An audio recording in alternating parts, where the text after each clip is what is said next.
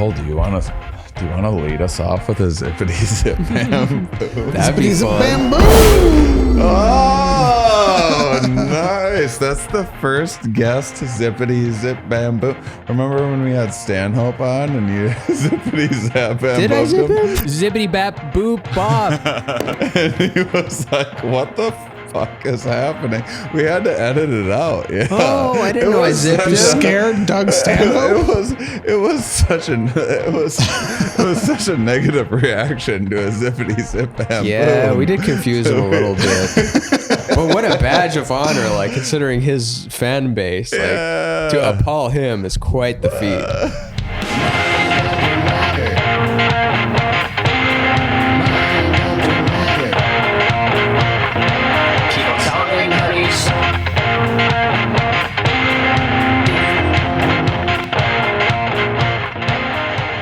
Our guest today, as you guys know, we never have guests. We had one guest in season 1. We're going to have 2 guests in season 2. This is the first of 2 guests. We teased it in last week's episode. Our good friend, Cole Marta is Also, what do you mean seasons? What is a season? When did a season end? How long is a season? 1 full year, right? Oh, okay. It's just a year. Got it. Easy. Yeah, I mean, unless we could start doing like 11 months or shorter or something like that. We could start doing like Seasons 2 getting months shorter. a year and then be like, and that was a season. Yeah. And get people real excited for season 2. But yeah, a year. Year's a season. Yeah, Year's a season. I think so. So yeah, it ended in April and then we'll start again. Where did the laptop go? Where did the Velcro that I used to tie the cord go? Doesn't matter. I just went away for a second. I straightened up around here because we're in this beautiful, where are we right now, Cole? We are at the California Center for Psychedelic Therapy in Los Angeles, California. Whoa. This is legal, right? This isn't an This is undercover legal, operation about to get busted above down? board. Yes, and to my knowledge, the first of its kind. Lots have come out since, but yes, we're an above ground, Cool. above board psychedelic treatment center, and we also do psychedelic research here. Wonderful. I was hoping we were, just by podcasting, we were breaking the law, but No, we're not. And actually, we actually do know this already. I'm just asking you questions for the mum listeners because Sure. I've interviewed you for Rainbow Brain Skull. You've interviewed him for Here We Are. He's interviewed us for... Various conditions. Yes. various conditions. However, How bad is it, Doc? Is it all of them? and Cole's a regular listener of the show too, I am. regular-ish. I and believe he I'm was the at- first merch purchaser. Why? First, the listening part. I also don't. Yeah, Cole bought a merch. He bought a shirt with our faces on it. Mm-hmm. And then every time he sees me, he wears it. I'm like, don't wear I love our it. shirt when Wear it. I'm. I want to see then somebody he go, walks are in you the- wearing a shirt with your friend on it? I love it. I didn't know It how I'd makes me feel uncomfortable. till I was in a place where I had a lot of people wearing shirts with my stuff on it, and then I realized I did like it. Yeah, I Yeah. get self-conscious. It's got to be pretty but- cool. Yeah.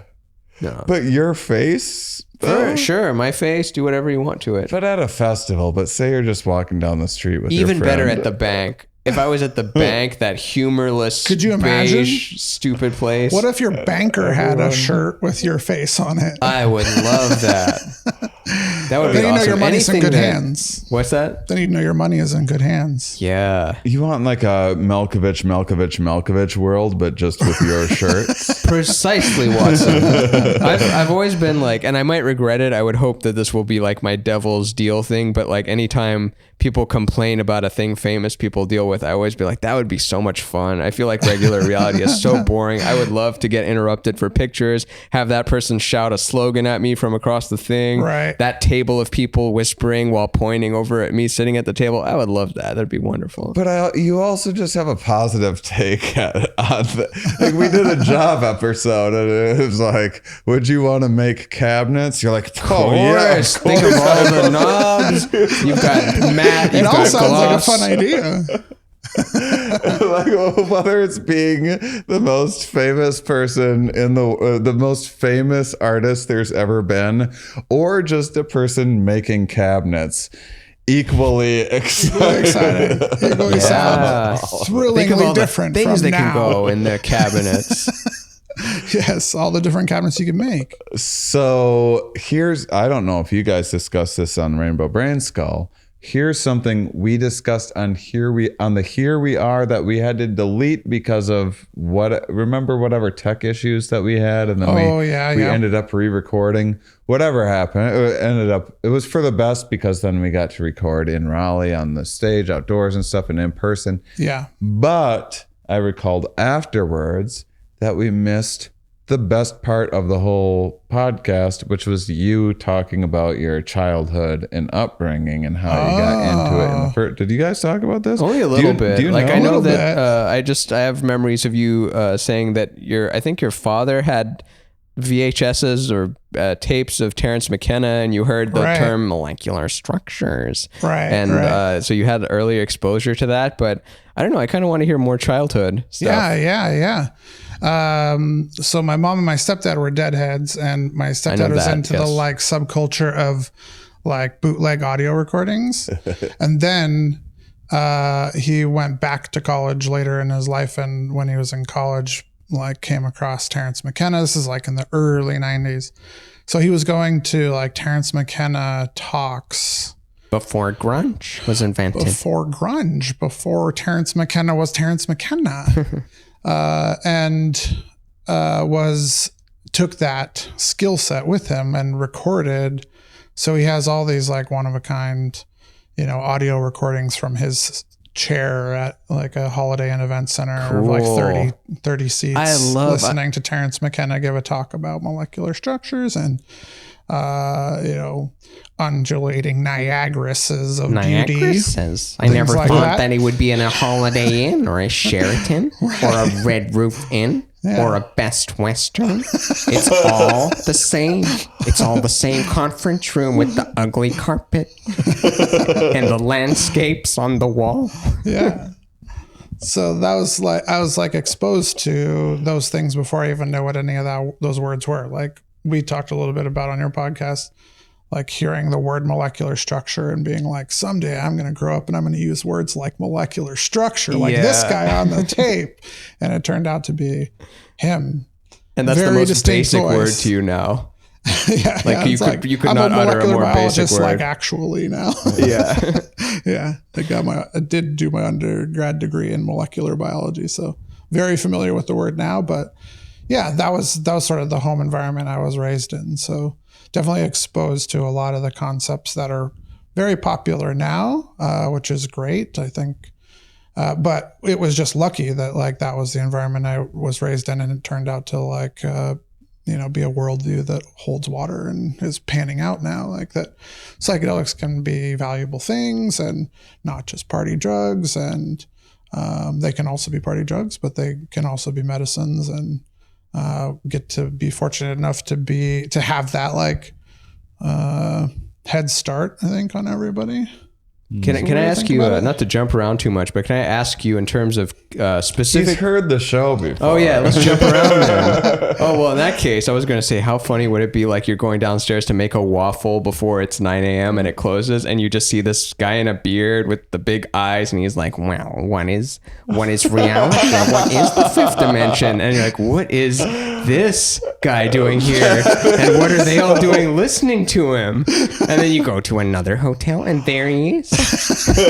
And then you go on the internet in 20 years and there he is everywhere. Like, what on earth? Yeah, like really, I remember kind of like captivating my like college friends with some of the ideas that like McKenna was talking about, but still nobody knew who I was talking about by any means. Like it was like, I was like, oh yeah, this guy like the like novelty theory and Timewave zero and like these conceptual things that did stick with me more like from talking to my stepdad about that and all kinds of philosophical things. But like, yeah, it was weird when people started to like know who the hell he was. Yeah. Which his which ideas, was like 10 years ago. I mean, it's still fairly new, but yeah, but he was using the word meme before it was about, the images relating to, the memes that we all know today. But I think he's right about not the specific date of Timewave 0 and all that, but just that the end of history has an attractor at the end of it just as much as we're propelled forward from like a start. It might not just be cause effect. It might be cause effect and then end of history. And that's like kind of pulling it. Right. Also, there's like two forces pulling it, but I don't know. I can't prove it because I'm not at the end of history yet. Right. But it feels true. Do you think it feels true? I think it was interesting because I found this video. I was just watching a video today about this idea that like people have always thought they were at the end, like since the beginning of man, like since the idea of like an apocalypse or an end times, there's like, it almost seems like a natural human trait. It's a natural human trait to think you're at the end of it when you could be at the very beginning of it. Like if we can get around some of the, obvious problems we see as a civilization, like this video that I was watching today, it was like the average lifespan of a mammal, of a species like ours, is like triple as long as we've been around here. So if we get through this next 1,000 years, that was me trying not to sneeze, not a yawn, by the way. So you mean to tell me we should have been extinct a third of our humanity, a third of its lifespan ago? Like we should have died at 30, and here we are at age 90 as a human species. No, we're like in our infancy as a species. Like we're like in the beginning.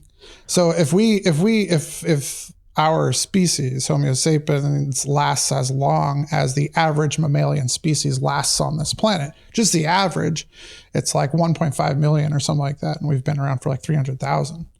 So if we can figure out how to, like protect our environment to tolerate our species, like this video that I was watching was also talking about like then how many more people we're responsible for, like in the future. Like we need to take care of things because the people who are alive today would then be like a fraction of 1% of all of the people who should be someday. You're welcome. You're welcome. Right. You're welcome, future watchers. Whereas right now, if we wipe it out and we just like annihilate ourselves, then like 8% of all of the people who've ever lived will be here for the end times. Yeah.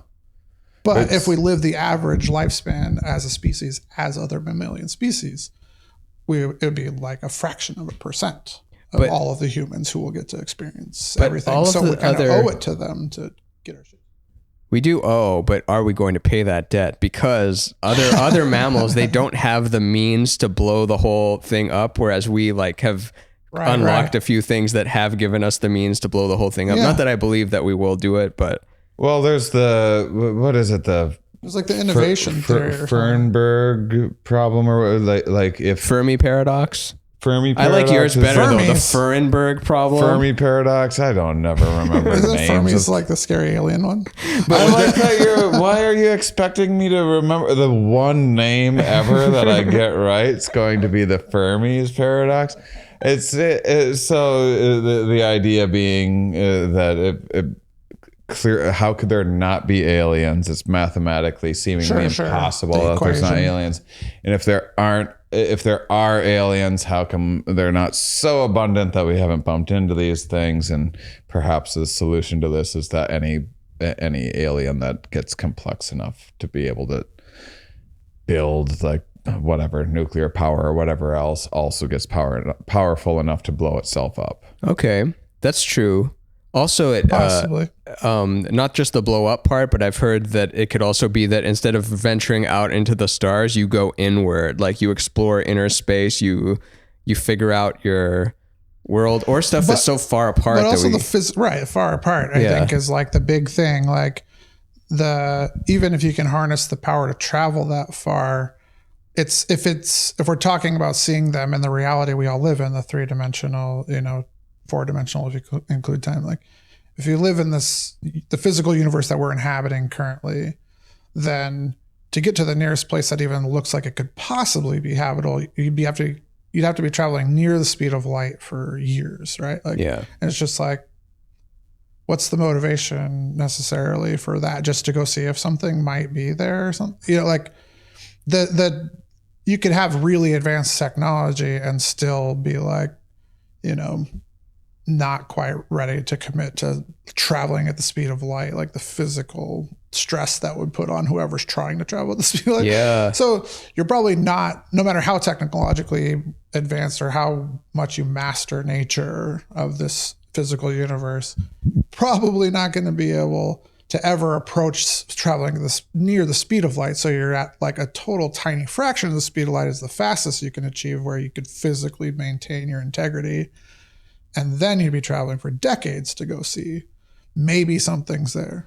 Is there any like, and you're also like harnessing the power of suns to do that. So like scooping up suns as fuel along the way. Slingshotting like, on then how are you even gravitational seeing pulls. anything that you're like, how are you not just whipping by or blasting through anything along the way without even knowing what you're doing? And then you'd probably think about that beforehand and be like, you know what? We don't want to disturb. But there's unknowns we everything. don't know, where like if there's flachion particles, where like, oh yeah, you need flachion particles to reach warp speed. And before that, they're thinking of, oh, we'll suck the sun. And like, it's like talking to someone 100 years ago, they can only think in terms of steam engines, no transistors or anything like That's that. the only reason why I like keep on going in life, is I just hope like one day I'll just stub my toe on a flachion. Like, what is this? Discoverer of flachions. The magical fuel that propels us to the next nearest habitable planet. Prove I won't stub my toe on a flachion. There's got to be tons of low-hanging fruit that like they'll know in 100 years and just go, of course, they could have been doing such cool shit with that. Sure. And that's like actually like the kind of idea of this video, and the idea that you know, like that I'm invoking now is like, you know, that feeling of like that we're propelling towards the end times and that things are accelerating. We could be so actually at the tiniest infancy where like in 10 generations, it will be laughable that we thought this was like near the end. Like the things we think are catastrophic and challenging to us are going to be, you know, it's you know, are we toddlers? Are we in this fetal? Possibility, it's like by then we have figured out the technology. Of course, we can get to other planets, and of course, we can create. You know, we can terraform them, and like that's the solution someone came up with in 2225, and now it's 2780. Like that's like, I mean, Descartes did that, you know, kind of thing. Like, be so elementary to the future physicist. But well, let me throw this at you guys. So if through much of human history, there's 50, 200 of us or something like that, which was much of human history, more of human history, and traveling in packs of that size. Yeah, and in that case, so we think of apocalypse, that the end times or an apocalypse now as all of humans on all of Earth, but there is apocalypses happening in third world countries and in places and you know, for species. Pompeii was an apocalypse. You know, it was just like epidemic instead of pandemic or whatever. And in that same way, it would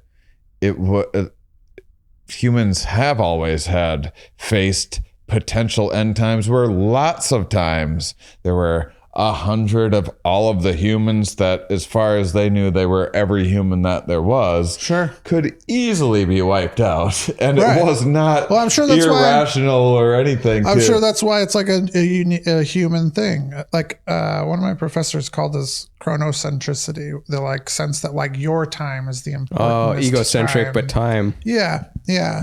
Like, I'm sure that it is where it comes from, is like some evolutionary like adaptation to where you do worry that, you know, this thing's wiping the whole species out, because but now things you really can could, like see a single outbreak of like a, you know, malaria or something. You know what McKenna would say about that, because we got to bring him back. He's been silent for too long, but he would say that, well, you may not be there to witness the end of the world, but you certainly will witness the end of your world. And right. are you that much of a selfless Democrat that you care more about the end of the world than the end of your world? Right. And we are there for our own apocalypse. Like you will be like, oh, I'm losing cognitive function. I have no memory of my children or my parents, or like I'm losing motor function in my left hand. Like you will be there, whether it's face quick. our own apocalypse. Yeah, we all get that no matter what. Yeah. Yes, no one messes it up.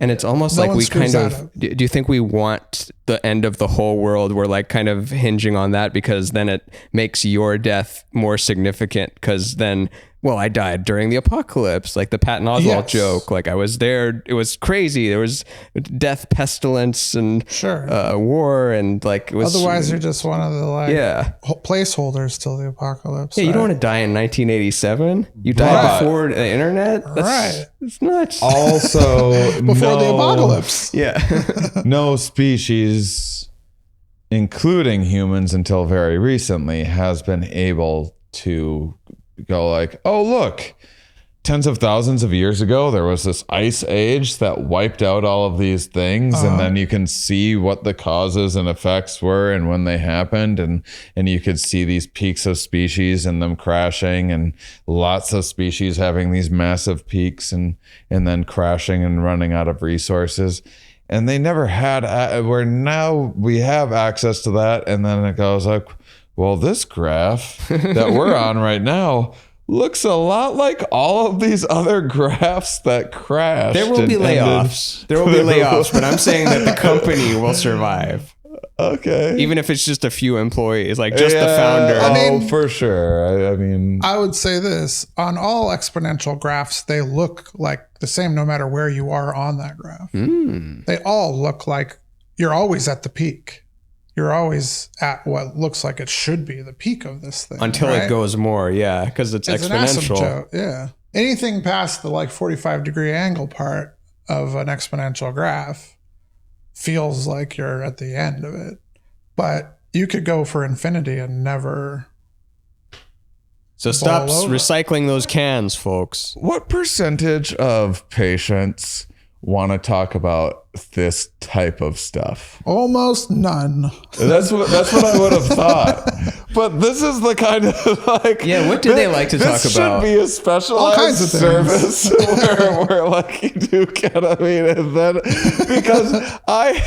because existential crises are real, and there's existential things that come up for sure. And I mean, I think personally one of my biggest issues is an overgeneralization of like I can have a specific thing go wrong, and then I overgeneralize, and it gets so big so fast it turns into the universe, not like the universe is ending because I didn't send that email. Generalizing and catastrophizing, because of course you're getting like mostly classic, people that have had your generalized chronic depression issues and things, and trauma, and PTSD, and lots of I think there's no shortage. Our patients are brilliant. A lot of our patients are really brilliant people. We work with like some really amazing people who have lots of really brilliant and amazing ideas and things to talk about. And there's a lot of existential anxiety, and there's a lot of existential depression that shows up for sure. Do you get bored? No one comes out of a ketamine trip ever and it's like, what about space? Like no one. I'm sure it's happened. Oh yeah, I'm sure it's happened. Sometimes that's like that is a flavor of healing. Is like to like, because when you're depressed, a lot of times for a lot of people, depression can include a process of their universe really getting smaller and smaller and smaller and smaller and smaller. Like that's the episode art, by the way. Flavors of healing. Flavors of You're in a Baskin Robbins. Some people like the void. Some people like the love. Some people like the physical. Some people like the mental. Yes, different flavors of healing. Yes, that's but like the isolation of it, and like when people are depressed, they tend to socialize less, they answer their phones less, they answer, the world gets smaller, their routine gets smaller, their universe gets smaller. And so sometimes it's a form of healing we see a lot is to blast someone into that place where they're like, have you thought about space lately?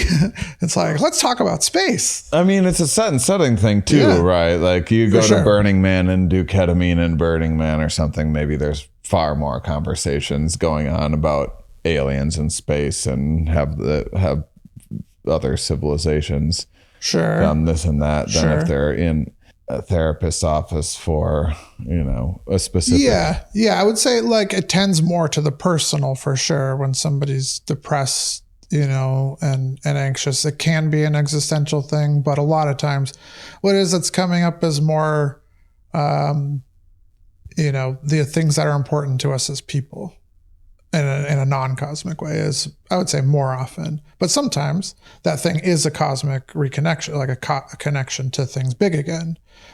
But how that like feels in a very personal way, like, oh, that's right. Like I'm interested in things and like I like to do stuff like not in my bed. I like to get out of bed and like you said that see things and look at things and like, oh, I'm like engaged with XYZ for the first What's time in a million years. Just a void of feeling. Oh, I've got that.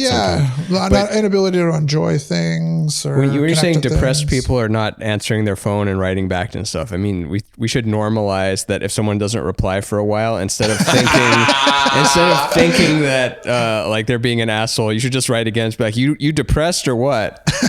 Like send them a sad face. Like, hey, can you turn this into? Not even smile, like let's get you to the horizontal line mouth. Yeah, for sure. I mean, I think that's probably a lot of what happen. I think that happens to a lot of people for sure. That is what slows down their responses. And that's a heck of a marketing thing too. We'll get you to the horizontal emoji. Like, we're not going to promise too much. We get you out of debt. We're not going to get you a yacht. We're going to just get you out of debtor's prison. That feels more real. I mean, for most people that are looking for help, boy, does that seem. I mean, for someone like myself.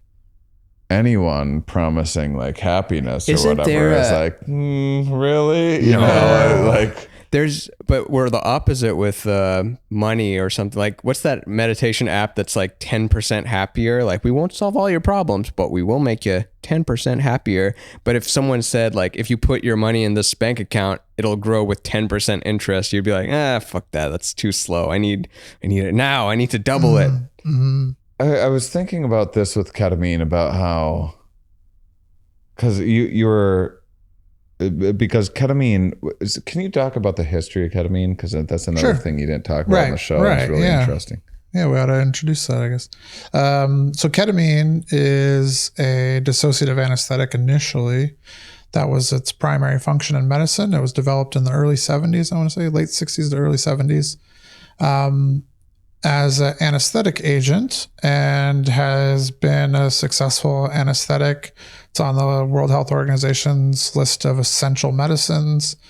And it is the go-to anesthetic in pediatric cases, so in children, because it has a huge safety window, meaning the difference between how much it takes to put somebody under and the dose it takes to do somebody serious harm is really big. There's a huge gap there. It's like, because I think a lot of people will be surprised to hear this. It's like 4 years old and up or something like that, isn't it? For use of ketamine?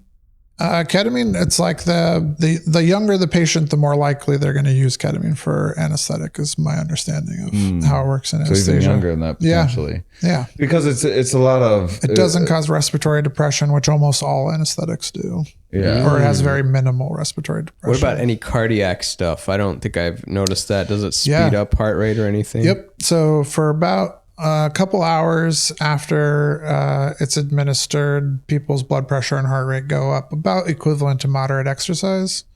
So yeah, it is not recommended if somebody has like serious cardiac problems, recent heart attack or heart failure, those kinds of things.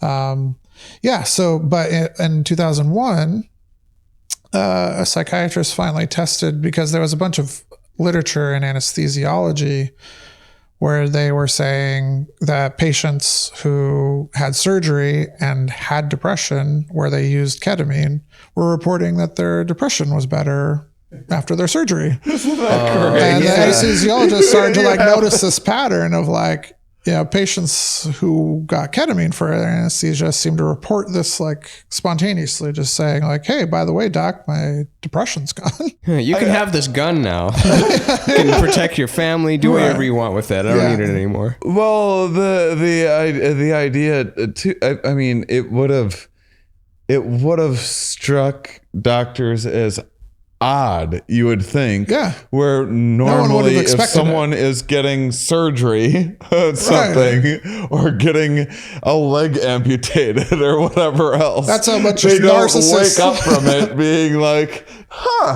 that's how egocentric the surgeons are. The surgeons were yep, I'm just that good of a surgeon. I fixed your leg and your depression. So when was the click to something's going on here? 2001 was the first publication where a psychiatrist actually, it's after worked with an anesthesiologist and got permission, from a ethics committee to do the first study to test whether this was true or just an observation that might have had some other reason behind it. And it was a small study, but it was extremely promising. I'm sure it took a while to really consider it, because ketamine doesn't work anything like anything we've ever used for mood. So it's it doesn't sound like it makes sense that ketamine is helping people with depression if you're a trained psychiatrist in the 90s, because everything that we've used so far works on the monoamines, the serotonin, norepinephrine, epinephrine, and dopamine. So along came ketamine in 2001, and then evidence has just piled and piled and piled. And can you clarify that? You're saying all the other antidepressant stuff works on dopamine, norepinephrine, epinephrine, and epinephrine, but ketamine does not work with those. Ketamine it's does a bit not. of a mystery, what the heck, why? What's going on there? Yeah. I thought it was doing all of those. So we know the neurotransmitter that is involved in the circuitry that ketamine seems to be tinkering with is glutamate, which is an excitatory neurotransmitter, and the receptor that it seems to bind to and block is this thing called the NMDA receptor. And we know that the NMDA receptor is involved in neuroplasticity. The NMDA receptor is on neurons and is heavily involved in when new connections are being made or old connections are being sort of atrophied. Is kind of the way to think about it. So you want that sometimes, and you don't want it sometimes. You want to forget, calling the teacher mommy in second grade, but you don't want to forget how to play piano or ride the bike. Right. Or the billions of pieces of information we pick up in a day that we don't need tomorrow. Three people in front of you. All the information you picked up and just being able to safely cross the street. You don't need all that information next time you cross the street. Perfect memory would be hell, wouldn't it? Just being a full 4-dimensional being with every moment remembered. That's too much. It's a big part of sleep, theories about one of the functions of sleep is to give you time to prune away unneeded connections that you just needed for the day. By sheer confusion. And why it gets so confusing and overwhelming if you don't sleep. You forget what day things happened and start to mix the information up. Isn't that kind of weird? We're meant to only live in a day. If you live for more than a sun and a moon going by, that's too much for a human to do. You've got to reset it. Every sun doing that, it's got to reset. Right? And it makes sense because we, do take so many cues about sun positioning and stuff. Yeah. If the sun rose and fell twice in one sleep cycle instead, we'd get confused about which day things happen based on Yeah, it's almost You know like what I our mean? roots. Like we think we're different than trees, and that they're rooted in the ground. But we're like, haha, we're like running around all over the place. But we're rooted in the sun's thing, among many other things. Yeah. I think one of the things I was thinking about with ketamine is that the study of it seems more important than like actual ketamine itself because of this very like I mean you rattled off a lot of interesting, compelling stuff that is known, but it is still pretty mysterious. And so understanding how ketamine works is to understand better how depression works generally, which is to understand better how to treat, which like there might be something better than ketamine that we come up with or whatever else from understanding the specific interaction within it that is. And there are people who are absolutely busying themselves with that pursuit. For me as a clinician, like I do research. I do research with MDMA and have for years. And I did some other kinds of research at different times in my life. But it's with an eye towards clinical application. So for me, I just haven't, there's a lot out there about suggestions of how it works. But and by the way, that's not unique to ketamine. Like lithium is our oldest, best bipolar treatment. And there are lots of theories about why it works, but we know it does. And there are people who could talk all day about what it does, but could they concretely for sure win in a debate against the other people who can tell you what else it does in the brain as the reason it works for bipolar?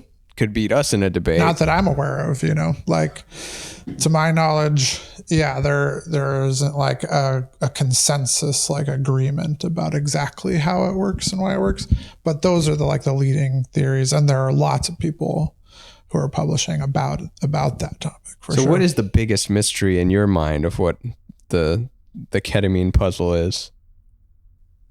In my mind, when you say like it's a mystery, is there one main thing of it? Experientially, and I think Cole would probably not necessarily agree with my perspective on like what my experience has been with ketamine, but that was partially because set him up so he can dunk on you. He's giving it to people like in a clinical setting where I've done more ketamine recreationally, but in my experience, it's like I get why mushrooms would help with depression because you see this new path forward and you come up with these new shower thoughts and epiphanies, these things that were just below the surface that you couldn't quite access, and voila, and now I'm excited and I have this drive and this new show idea or this new idea for life and purpose. And with ketamine, I don't feel like any. I think that has to do with your character, like just knowing you're a like propelling forward person. Yeah. And so to you, something that reduces your batteries is a new idea. But that's not everybody. Not everyone experiences depression as like a stagnation of ideas. Yeah, ideas and not can everybody fuck lives a themselves. life of like propelling forward. Right. So like. That's true. So I could see why that would make more sense with the psilocybin, like something that inspires a new idea that you can then like lunge into could be something that could break you out of like an inanimate state or like a more depressed state. But that's also saying that depression has one throw myself cause. into this, Right. No, I absolutely. That's the thing is like depression is such a nebulous like concept in general, like despite it being one of the oldest conditions that we've studied. I mean, it's like since medicine, since the Greeks, we have characterized depressiclos, and mania, and schizophrenia, and the major categories of mental illness have been in the medical, conversation for since there's been medicine. I'm now distracted that you corrected the name of Depressticus? Depressticles? Oh wait, no, that wasn't him. No, it was different. That was his son, the demigod. You see, Zeus went and raped. Zeus went and raped Depressticles. Depressticles, right? A swan. Gave birth to Swan, Depressticles, right? yeah, as a swan. But As a swan. so experientially for me, after 20 years, the first time I did ketamine was in Dr. Early's office and for psychonautics, and before that I had 20 years of mostly mushroom use for depression and everything. I smoked a lot of DMT, but I wouldn't say that ever did anything for my depression. Nothing? Not even a drop? Well, not even a sprinkle of salt? That's very interesting. I think getting to be like, well, that's the most interesting thing that's ever happened to me, and I enjoy interesting things. So sure, in that way, but I don't know. To me, I mean, I take your point very well that like it's just my personality type that I love having these like grand. And then the last episode, Ramin and I were talking about how he doesn't have 5-year plans, and in my mind, I'm like, oh, you don't have 5-year plans? You aren't like... That sounds stressful. What am I in school now? And I have to go get a senior diploma for a Me Life thing? I already did that. I already did school, and then you finish and you wear the hat. Then you go to the other school and you finish and you wear the hat. Enough planned 5 years from now. I'm only 5 years ahead. I'm never here. I'm only thinking That's how the engine works, though. This dual-cylinder engine needs to go like the up and the down to... And so that's that, why mushrooms so that's maybe why it was working. But I found ketamine to just be ketamine's the first for me. I thought it was like, this is the first psychedelic that is just fun, which is like in a way that like it never felt like work for me. Like I shouldn't say. Like with other psychedelics, it feels like when I'm in the experience, I'm like doing work. Like I'm doing the work. Yeah. Like I'm figuring things out and solving things. And with ketamine, I'm like, even if I tried to do the work within this space, it wouldn't mean anything. Maybe like it's what? Like, yeah, maybe This it's fundamental non-functionality. Like it's not very functional. Like, you can't I think walk that's like, on it. You can't talk on it. You can't, it doesn't let you do those functional things that you might be. And I I'd be think that interested takes in a trying. load off. I think it takes so much pressure off the experience. It takes so much expectations out of the experience. Where like with mushrooms, I do have the expectation of like, all right, hopefully there's some good stuff cooking in there, and I'm gonna have like some genius idea that comes out of this, and then that doesn't happen, and I'm like, oh man. And maybe you curate your space for that too.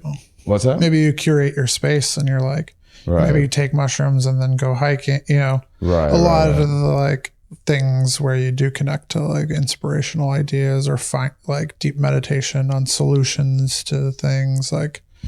Because neurobiologically, it's been shown to like decrease the activity of the default mode network. So like it puts you into like a flow state thing, which is where a lot of times people get those kinds of ideas, state. So it might be a combination of hiking alone and mushrooms or whatever it is that you do with mushrooms, perhaps. Yeah, usually by myself. Usually eyes closed with music or having Animal Planet on mute or something like that, and some journaling. That is interesting that you're always trying to set the agenda with it, whereas the psychedelics don't like it when you set the agenda. It likes to set the agenda. It works for me. And then ketamine, but ketamine's the exact, it's like, good luck extracting something from this. Good luck even telling people what it was like. I know afterwards, I'm like, what? Okay. Sure. And that's the other thing too, is it's like, I just get to be like purely selfish with it, whereas even forget psychedelics, meditation. If I have what it feels like a breakthrough on meditation, I immediately go, oh, how can I share this? How can I spread this? The curse of needing to share. And then that screws up the whole thing. As soon as my brain goes, oh, how would I frame this and share it? And well, now I'm like not meditating anymore. And same with mushrooms. Whereas ketamine is just like, I'm not going to tell anyone what this is like. There's nothing to say. I don't have any words. Words fall flat, as Terence would say. Words fall flat. They really do. But I wouldn't articulate it, at least from my character's point of view, being there's no ideas or truth. It's almost it's both. Like if you filled the screen with pixels all the way, it's the same as if there was no pixels on it. And that's the density of epiphanies was so dense that like, I'm not going to bring back one of these. It's absolute infinity of it, plus beyond conceptual countability of everythingness. So what am I going to do? Bring a piece of everythingness back to sell at the streets of like the everythingness guy. Here you go. Step right up. Get some everythingness. Like, no, it's everythingness. Sure. So a very small percentage of people come out and want to talk about the universe. What's the highest percentage of a reported anything? Like I would think body sensation patterns would be a body sensations that, I mean, trying to describe, I think the ineffability you were both talking about just now is the most common thing people are describing as like just awestruck ineffability. You know, like, thank God we found that word, ineffability. You know, it's like kind of like and so really like part of the holding the space is like just being understanding, like, and not making them feel like they're like I'm waiting for them to find the words for me or something, you know, like I'm not. I know it's hard to put into words. And we talk about that even before the very first session, because in preparing somebody, especially somebody who's completely psychedelically naive, who's never had a psychedelic experience at all, it's helpful to tell them that, like, you know, one of the characteristics of it on scientific literature scales where they try to measure the mystical experience, one of the categories is ineffability. That's one of the hallmarks of it. That's part of what it is something that you can't put into words. It's something there is no language for. And so explaining that to someone before takes a little pressure off of them from feeling like, and we tell them, you know, also, you know, we're not expecting you to come back and articulate it. You just shake your head as they're describing it. But also, it's not your responsibility. I must have given you not ketamine. That's not it at all. That would be just invalidate their whole experience. Like, just listen to everything they're describing and then look at the bottle. Whoops.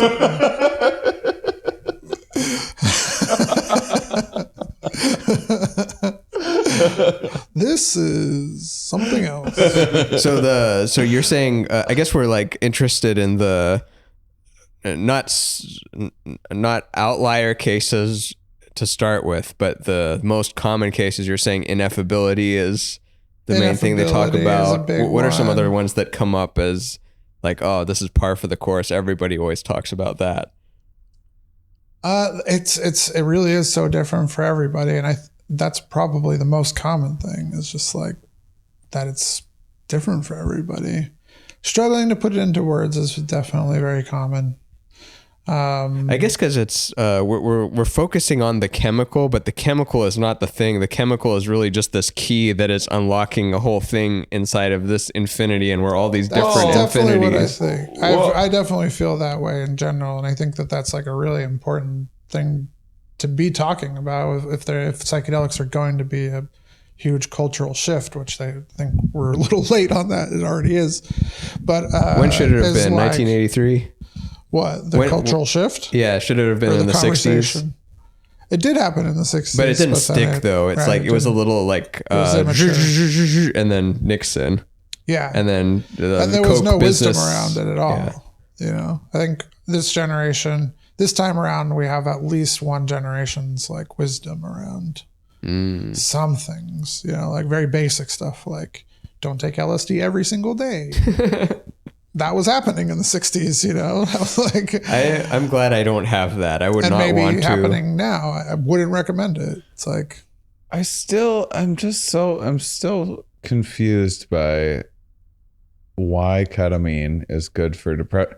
Because also, like, you look at the data and it's insane. Like, clearly it's good for what, 80% of people or something. By the way, independent of the psychedelic experience of it, it's useful for depression. I mean, so the data that I analyzed, so I published a paper in 2014 or 15, and then it became a book chapter in 15, 16, Ketamine Papers, if anyone's interested. Good name. Yeah. It's one of the papers in the Ketamine Papers. You Anyway, grabbed that name before anyone else could get it. I did grab the title Ketamine for Depression. What do we call these papers about ketamine? Ketamine Papers. I like it. How about the chapter about ketamine and depression? Ketamine and depression. It's like snagging Kleenex before anyone else could. All other tissues. Yeah. So ketamine for depression, like did a big ketamine for depression literature review, and that all of the data that I analyzed in that was in studies where all the language around the psychedelic part of it, they didn't use the word psychedelic in anything I found. It was always psychotomimetic or dissociative side effects. It was all treated as this like nuisance that you had to tolerate in order to get the effect of the ketamine itself on depression. And so they attempted to like eliminate it. One of the ways they did that was by giving it IV over a longer period of time. So people just felt kind of like dreamy, but not psychedelic necessarily.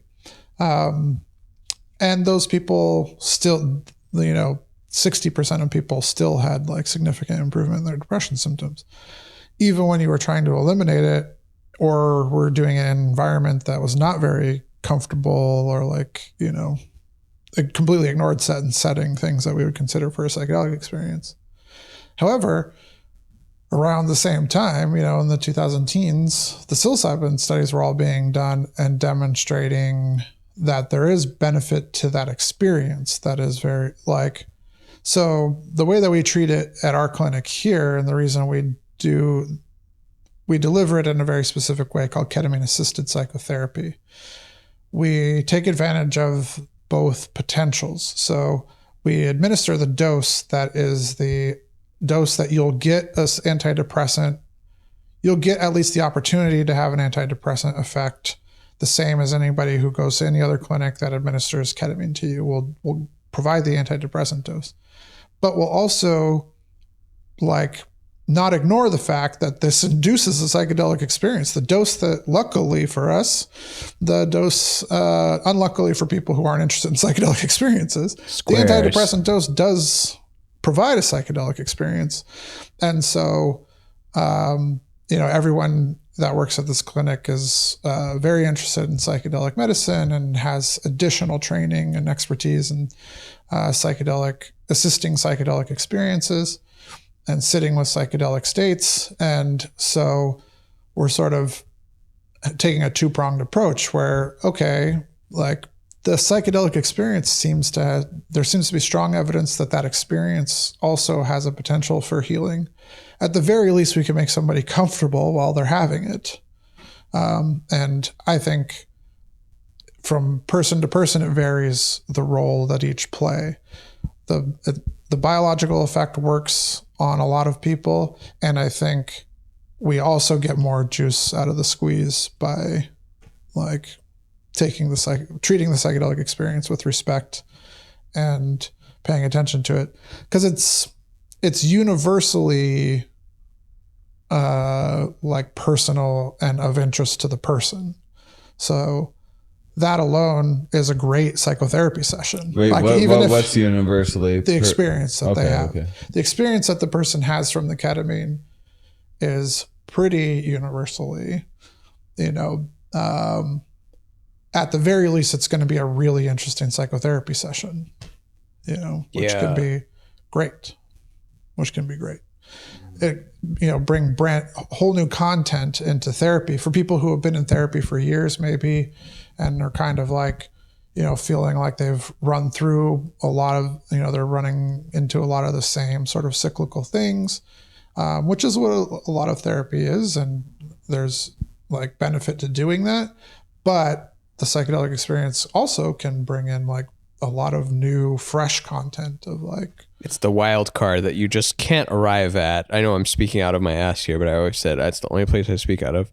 But it's, the wild card cannot be introduced in the concept of just two people regularly just talking about the past and the future and the present. Like, what about the unknown mystery, the shake up of the whole you neurosis thing? Right.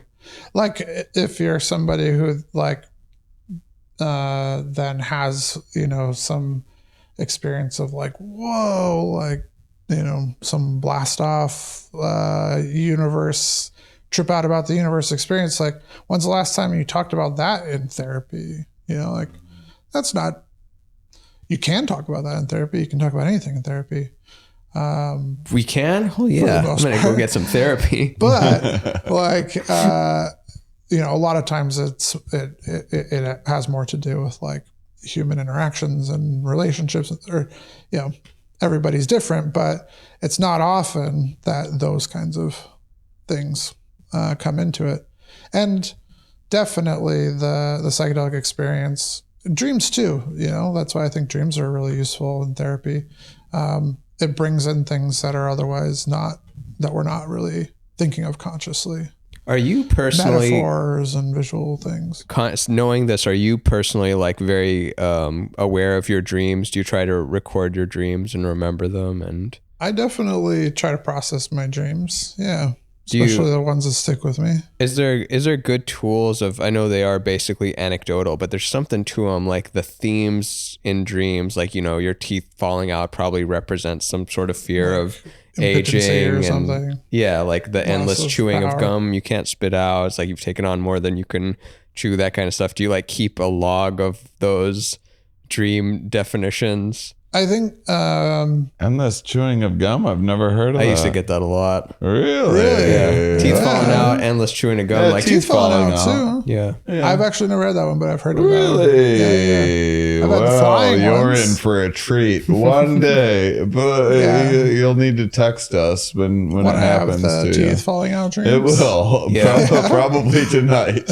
Yeah. No, I get those. Never been naked at the school. Would love to go to that school naked. I got one or two of those. I mean, Sure. I think it's more the perfect embodiment of fear in like some part of the brain as social creatures. That it like sticks with you so much more than like people have that often. But the teeth falling out, there's people that'll have, I'll have teeth fall out at least probably twice a year. I get my teeth falling out. Yeah, I would say the same. Endless chewing of gum. What do you mean by that? So you like notice you've got some gum in your mouth and it's growing, and then you're like, I just don't want this much gum in my mouth, and you take it out to like spit out, and then you notice there's like a little bit more is still left in there. I didn't get all of it. And then it's growing more, and eventually it becomes so much that you can't have that much gum in your mouth, and your life is just pulling gum out of your mouth so you can get oxygen in there. Yeah, that's recurring. I don't know if that's an we should make an original. animated cartoon of this You event. don't know about like you don't know if other people have. I'm this? sure it has. I don't remember if I've Googled it, but I think it's got to be. It's something. I've never heard of that, this before. That's Maybe interesting. the though. first I endless love this gum one. chewing one. Well, right in the YouTube comment, any common dreams of yours, but especially if you have the endless gum chewing. Give us some of good the recurring day. ones. See if we've got matches for it. Yeah. So sorry to cut you off, but that was just so fascinating. Oh, I don't even remember where I'm going with that. You were going asking, with the I was trying to see if Cole knows like a lot of patterns and dreams. Like if you dreamt this, like there was that, and if you've gotten that down to a vocabulary in your head. No, like I tend to be like a part of the school that thinks that like there isn't a shared meaning of those things necessarily. Like we might have a shared meaning if it is something that comes from a shared storytelling meaning, you know, like in a lot of artwork, but not even everybody. If you haven't like studied art and like art history or like you don't know water means like consciousness or whatever. Yeah, and it's different in cultures. Yeah, it so means it's like hate in China, once you're exposed but it means to those things, then yeah, maybe you have a dream where water like could be interpreted as consciousness. But like it didn't make sense to me when I first heard it. This is like why art Cole history and I class. are friends, because we can suck the magic out of things so readily. You know, all of those dreams that you thought were so wonderful and meaningful. Yeah, whatever. I think they're individually meaningful, and like I think they're meaningful if they're meaningful to you. Like that's what, and I guess that's what I'm saying about the psychedelic experiences too. Is like they're always personal and meaningful, and making that meaning as sort of the exercise of therapy, or that's one of the things you can do in therapy is like explore, you know, what do teeth mean for you? Like, what is the chewing gum? Because two people can have you know, a similar anxiety dream, you know, about being naked at school or whatever.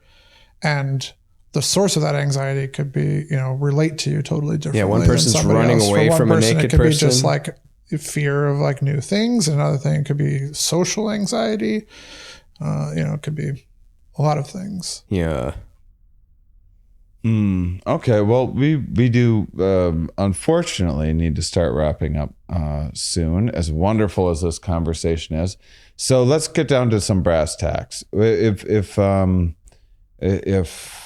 do people make ketamine at home to administer themselves? I don't know the answer, to be honest. I think no. My understanding is it's like incredibly proprietary to even wherever ketamine is made. It's like very secretive how it's made in the first place, and even getting like the chemical recipe for ketamine is a very difficult thing to do. So I don't know how it's on the street, but here's a real question for you. If people are looking to investigate ketamine therapy in their area, because it's not in every state, is it? It's pretty close. There's no way it's in Alabama. Probably everywhere. It's probably everywhere state? by now. It's in Alabama or a neighboring state. Yeah. Wow, there you go. I mean, it ought to be. Yeah. Georgia. Ketamine or esketamine. It would certainly be legal, even if it's not available. And so what would be the best place to start? So obviously, if you're near the LA area, and if you're in California at all, certainly come to the California Center for Psychedelic Therapy. But if just your make an appointment first. If your average person, don't show up at the door John Lennon style. Yes, Jamie will appreciate that. Don't just show up here. Please make an appointment first. But yes. So what's some good rules of thumb? Some things to look for. I would say if you can find KAP, K-A-P, Ketamine Assisted Psychotherapy, that I think is really the gems to find. Yeah. Or Mike Kaplan. If you can find Mike Kaplan, he's pretty cool too. Find Cap. And there are lots of places in LA, for example, you know, there are probably a half dozen to a dozen places now that offer ketamine, but they vary in quality and things like that. And so, yeah, I think it's most useful when it's coupled with psychotherapy. So ketamine assisted psychotherapy might be some keywords people might look for if they're interested in having it that way. People do get better when they get just an infusion of ketamine. But yeah, if you can find CAP, that's the way to go, I think. Yeah, if you want a cheat code against suicidal thoughts, I'm afraid it's the way to go. But don't take my word for it. Do the research and fill out. I'm sure people have to fill out the questionnaire on the app. Making an appointment, you have to qualify. Yep. We have a website, and you can email us. And our website is psychedelictherapyca.com. CA is in the state of California. Psychedelictherapyca.com. That's our website here. And use code MUM to get a negative 12% discount. So you'll be more expensive. Because he doesn't let just anyone pay extra. That's right. Mum fans exclusive. And by the way, forgot the bell on this trip. Wasn't sure that we were going to be recording. It's more fun my way. Never owned a bell. Yeah, never owned a bell. I'm dinging cans. I'm dinging my glasses. So we all just have to make random noises and things, which Ramin normally does anyway. And so yeah, until next time. Keep on salivating, honeys. Ding! Ling, ling, ling, ling, ling, ling, ling, ling.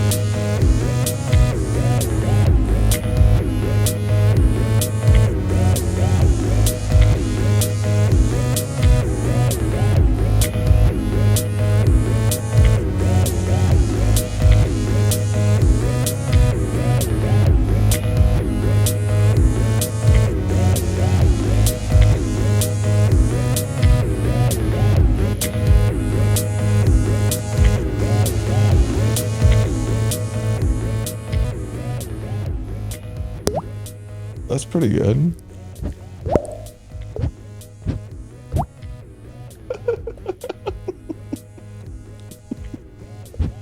I can't do it now.